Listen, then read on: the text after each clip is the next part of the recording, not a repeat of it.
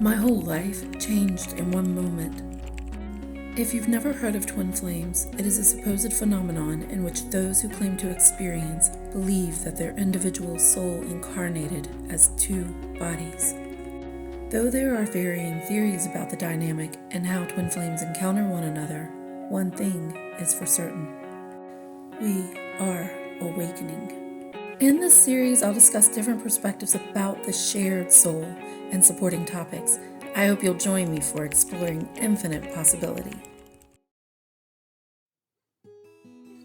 Everyone serves as a mirror to us in some small way, but as one soul, our twin flame does this on a whole other level because we share our energy. Being interested in how the one soul dynamic works between two people, I began to look at certain events in my own life and how the energy of those events might have been shared with my twin. And I'd like to mention that mirroring isn't the shared energy itself, but our perception of that energy, which is our ability to sense it as well. In future podcasts, I'd like to get into the various ways we mirror, but for now, I want to look at our shared energy and why it manifests the way it does. By considering certain big events that served as major shifts on my life path and how that energy can manifest in different ways, it's helped me better understand what my twin flame is showing me. As the older twin, I believe our soul incarnated as one first. So up until the moment of my twin's conception within my lifetime, our soul experienced as me. This means he carried with him the energy of my incarnation, the first 16 years of my life, and it continued as one energy even after our soul became two bodies. So I believe the energy of the first incarnation carries over into the second incarnation. And to me, that means that my childhood traumas, conditioning, love, and passions all carried with him and so much more.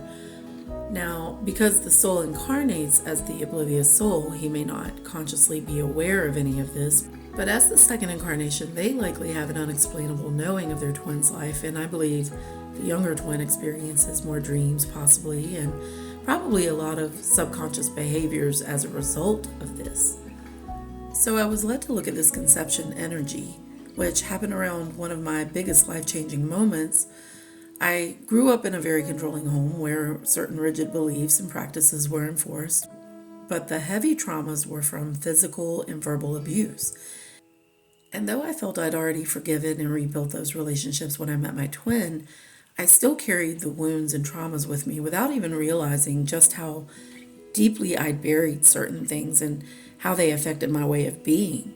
And I don't place blame on anyone because everyone has had some kind of trauma, and something my journey has taught me is how we all interact energetically. And understanding why people express the way they do, this has actually helped me move more towards loving unconditionally, which I used to think wasn't even humanly possible. And it's kind of a big deal on this journey. So even though I don't know the exact moment, I do know that my twin was conceived in the same month that I decided to move out, which was when I was 16. But as energy proves true, those vibrations went with me, but manifested as the complete opposite from my very controlling mother to my very uninvolved father. And this manifested for me in this way because of my own wounds, such as abandonment. By starting to look at these apparent bigger events or even our passions, I believe we can see deeper into how our shared energy manifests through our other experiencer, especially when it comes to our naturally gifted desires and talents, such as my love for exploring, which is what a lot of my passions come from, like certain hobbies come from that love, but it's certainly not limited to that. Even in the things that we may not be aware of, such as when I strengthened my independence and bought my first home, is when he would have first started school. When I explored different hobbies and traveled, I believe this energy shared between us. When I went back to college in my late 20s, and for 2 of those years, I was really good friends with a guy who became my first love, and then my first heartbreak. And I believe this was shared.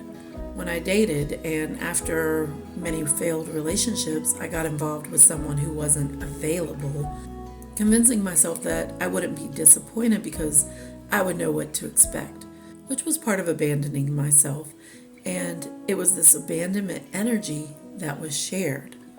When I began going through my first dark night of the soul is when he met the person he would marry. And that might sound a little contrary for one having anything to do with the other, but I'll get more detailed with that when I talk about mirroring. So his conception occurred at this time of my life-changing moment, and I don't think it was cause and effect, as in one leads and the other follows, which I consider to be more related to karma, but it was our soul's design. And because it's shared, our soul used this energy, this conception energy, to bring about new life for me and my twin. And I say that because around the time of his birth, another life-changing moment happened, which I believe actually saved my life. My twin was born a few days after my 17th birthday, and though I don't have a way to know the exact date this life-changing moment occurred, I do remember it was that weekend after my 17th birthday. I was closing the restaurant I worked at when I had a vision of being robbed at gunpoint. And the vision caused me to ask my manager, who was standing right beside me when I got the vision, what should I do if we were ever to get robbed? And she told me just to cooperate, do what they tell you to do. Then, exactly 2 hours later, to the minute, we were robbed, and as the man pointed the gun at me, I remember looking at the side door and thinking that I might could make it out.